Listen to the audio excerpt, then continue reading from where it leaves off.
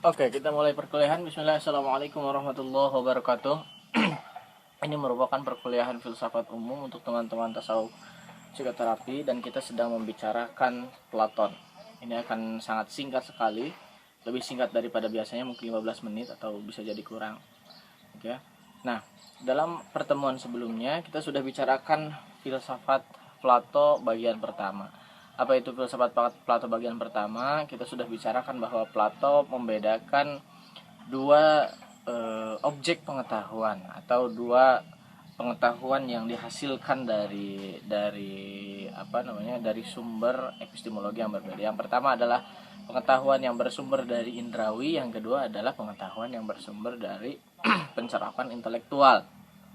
Sementara yang bersifat indrawi itu hasilnya akan mempengaruhi persepsi kita, gitu ya, mempengaruhi persepsi kita, dan kita akan cenderung menganggap bahwa objek atau realitas itu bergerak. Itu jika pengetahuan ini hanya dihasilkan oleh sesuatu yang bersifat indrawi, entah itu mata, entah itu pendengaran dan lain sebagainya. Karena ada reduksi di sana, karena ada pengurangan level, dan juga ada hal-hal yang membuat daya pencerapan ini membutuhkan medium-medium yang lain. Sementara daya intelektual itu menurut Platon itu dia tetap dan tidak berubah. Kalau kita melihat sebuah objek, katakanlah sawah seperti itu ya, maka secara ideal kita bisa menalar sawah itu dan kita bisa mengidealisasi sawah gitu. Sekalipun jadi sawah di dalam imajinasi kita itu sawah dalam idea kita, bukan imajinasi ya. Nanti beda lagi nanti pembahasannya. Sawah dalam idea itu adalah sawah yang tidak berubah, sementara sawah dalam realitas, ketika kita melihat sawah dalam objeknya yang bergerak, maka realitas atau sawah itu bergerak. Sementara sawah dalam konsepsi pikiran kita adalah sawah yang tidak bergerak. Seperti itu dalam istilahnya Plato. Itu yang disebut sebagai, yang pertama adalah objek indrawi, yang kedua adalah idea. Dan idea ini menurut Plato adalah sumber daripada pengetahuan. Gitu ya. Kita kita hanya melihat objek itu, kita sedang mengingat, recall istilahnya seperti itu ya. Kita sedang mengingat. Ini sangat mirip sekali nanti dengan gagasan dan doktrin Islam tentang zikir gitu ya, bahwa pengetahuan secara azali itu tetap gitu ya, ada di dalam keharibaan Tuhan dan lain sebagainya, dan tugas manusia hanya mengingat bagaimana kemudian pengetahuan ini karena pengetahuan ini pada dasarnya sudah diberikan kepada manusia. Jadi ideanya itu atau cetakan dasar pengetahuannya sudah ada dan manusia hanya tinggal mengingat. Itu nanti kemudian kenapa di filsafat Islam gagasan Platonisme ini nanti kemudian akan tumbuh, nanti kemudian juga dikawinkan dengan Plotinus. Nah, sekarang kita bicarakan tentang filsafat Plato bagian kedua. Apa itu filsafat Plato bagian kedua? Plato ini salah satunya adalah dia adalah filsuf moral, dia membicarakan tentang bukan saja objek pengetahuan, namun juga dia membicarakan bagaimana manusia ini harus bertindak, gitu ya. Karena dia menerapkan ada semacam gradasi intelektual, ada semacam istilahnya ada semacam level gitu ya dalam intelektualitas, dalam entah itu dalam epistemologi ataupun dalam pengetahuan dalam hal ini gitu ya. Oleh karena itu dalam hidup manusia juga Platon membedakan atau membagi manusia ini ke dalam 3 golongan. 3 golongan ini meliputi sesuatu yang ada di dalam diri manusia. Kata Platon, ada 3 hal yang ada dalam diri manusia, dan 3 hal ini akan mempengaruhi karakteristik setiap manusia itu. Apa itu 3 hal ini? Yang pertama adalah tumos, yang kedua epitumia, dan yang ketiga logistikon. Gitu ya. Jadi filsafat prakteknya Plato adalah mempraktekkan kebijaksanaan sesuai dengan 3 prinsip dasar ini. Yang pertama adalah tumos, yang kedua epitumia, dan yang ketiga adalah logistikon.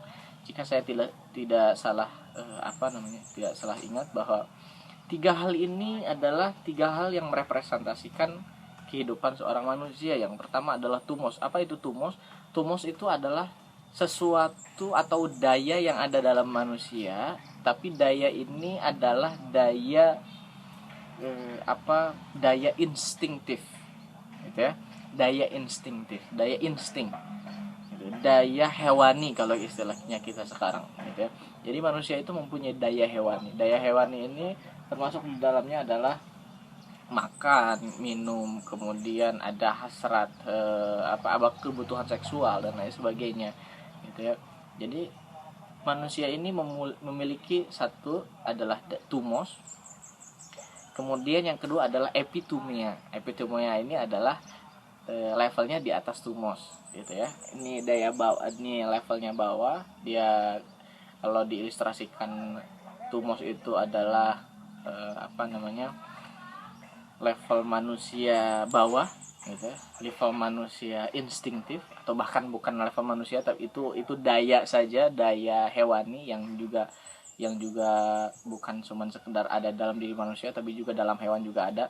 Kemudian epitumia ini adalah bagian tengah, gitu ya. Bagian tengah ini apa? Bagian tengah ini adalah dia adalah kalau istilahnya Freud, kita pinjam saja Freud di sini, dia ego, gitu ya. Dia ego, atau ego itu istilahnya dia memiliki kecenderungan sesuatu yang baik, tapi juga dia punya kecenderungan untuk melakukan sesuatu hal yang buruk. Katakanlah seperti ini, misalkan ego saya bisa jadi menjerumuskan saya ke dalam hal-hal yang buruk, misalkan. Apalagi jika ego saya ini adalah ego yang lebih ke hewani, misalkan menumpuk harta, misalkan, gitu ya, atau foya-foya, gitu ya, hanya menyenangkan. Nah, istilahnya itu hanya memuaskan hasrat-hasrat yang bersifat badani. Itu ego yang bersifat nanti levelnya ke agak sebelah bawah daripada yang sudah atas, gitu ya. Nah, itu ego yang kalau dia punya kecenderungan jelek ke sebelah bawah, ke sebelah hewani, itu nanti dia akan membuat manusia ini level manusianya itu rendah, seperti itu. Ego orang yang menumpuk kekayaan, kemudian ego orang yang berbangga diri dengan sesuatu, misalkan seperti itu, kesombongan dan lain sebagainya. Atau misalkan superioritas, tentu saja superioritas yang destruktif ya, yang jelek, misalkan sesuatu yang tidak perlu, sebenarnya sesuatu yang tidak perlu dibanggakan kemudian dibanggakan. Itu adalah tumos yang epitumia. Tumos itu tumos yang sebelah bawah. Sementara tumos ini ada di tengah, masalahnya. Tumos ini ada di tengah. Dia antara epitumia dan logistikon, gitu ya. Kemudian ego ini juga bisa punya kecenderungan baik. Misalkan ego untuk saya merasa diri saya baik kalau saya berbagi dengan sesama, misalkan. Saya akan merasa diri saya baik kalau saya bukan cuman sekedar baik pada sesama, tapi juga misalkan saya adalah orang yang religius, misalkan seperti itu. Itu kan ada kecenderungan ke arah yang baik. Jadi epistemia, tumos. Jadi tumos ini di pertengahan antara epitumia dan logistikon, ya, antara hasrat hewani dengan logika. Logistikon itu logika lah istilahnya, seperti itu. Yang terakhir itu logistikon atau logika. Dalam logistikon itu manusia memiliki kecenderungan untuk bernalar, gitu ya.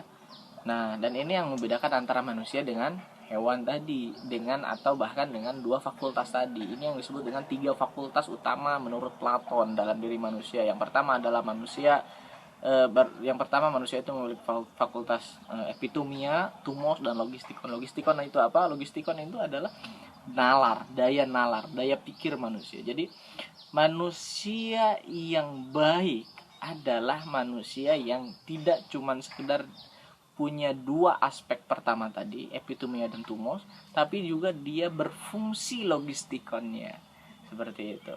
Karena jika salah satu yang di antara dua yang di bawah logistikon ini mengambil alih logistikon atau logistikon tidak berfungsi, nanti yang dua ini akan mengambil alih. Terserah, nanti akan muncul manusia yang memperturutkan hawa nafsunya, hasrat seksualnya dan lain sebagainya, seperti itu. Itu kenapa sebabnya di dunia ini banyakkan manusia yang seperti itu, teman-teman sekalian. Jadi kita lihat saja kecenderungannya kemana, ke arah fakultas yang mana, apakah ke arah fakultas yang epitemia, apakah ke arah fakultas yang tumos, apakah ke arah fakultas yang logistikon. Jadi 3 fakultas ini. Kalau misalkan kita konversi ke Freud, saya kira ini agak sedikit mirip dengan Freud sih sebenarnya. Freud itu bicara bahwa manusia memiliki 3 kecenderungan. Kecenderungannya adalah id, ego, dan super ego gitu ya. Id, ego, dan super ego.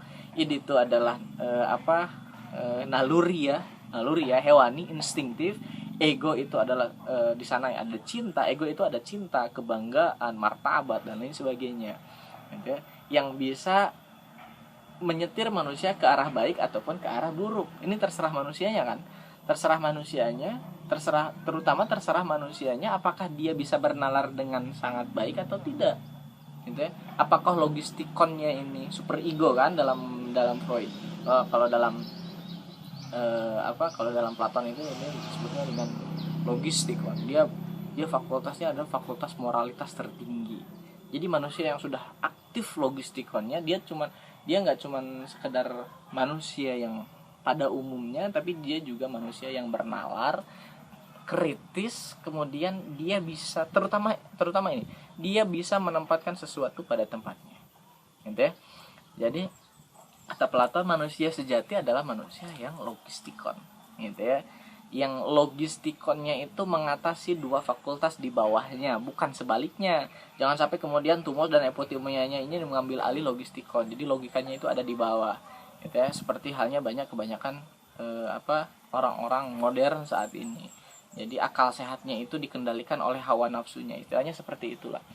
Nah, ini sudah dibicarakan oleh Platon. Platon membagi 3 fakultas itu.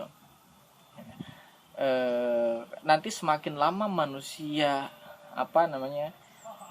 mempraktikkan hidup sejalan dengan logistikonnya, maka semakin dekat dia dengan idealitas, gitu ya, dengan idea, dengan kesempurnaan manusia atau manusia pada dirinya sendiri, gitu ya.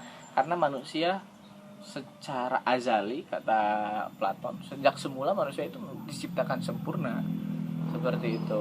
Ada ide tentang manusia yang tidak berubah. Itu kenapa sebabnya Platon di dalam salah satu gagasannya yang lain mengatakan bahwa dia mulai membedakan fakultas antara jasmani dan rohani kan. Seperti halnya juga tadi membedakan objek antara objek indrawi dan objek intelektual, seperti itu. Dia juga membedakan antara jasmani dan rohani. Dia udah membicarakan bahwa jiwa itu kekal, gitu ya, itu azali, dia kekal, dia not perish, dia tidak hancur, tidak lebur. Sementara badan, sebagaimana kita sudah tahu, badan itu akan hancur. Gitu loh teman-teman. Jadi di Platon ini sudah ada dasar bagi filsafat Aristoteles untuk berkembang, sehingga adalah sedikit sulit gitu ya kalau kita nanti tiba-tiba bicarakan Aristoteles tapi tanpa membicarakan Platon terlebih dahulu. Nah, Platon itu juga sudah bicarakan tentang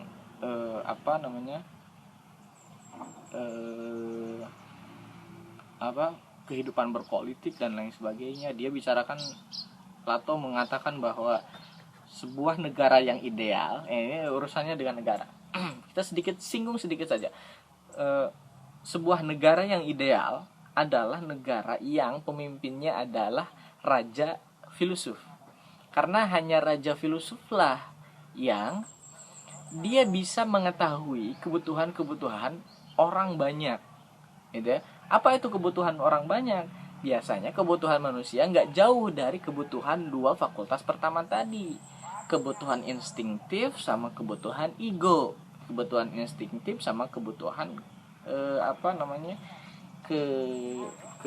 kebanggaan, katakanlah seperti itu. Jabatan, orang butuh seperti itu kan. Sekarang kan banyak orang butuh jabatan. Kemudian selain itu juga orang butuh makan. epitominya tadi.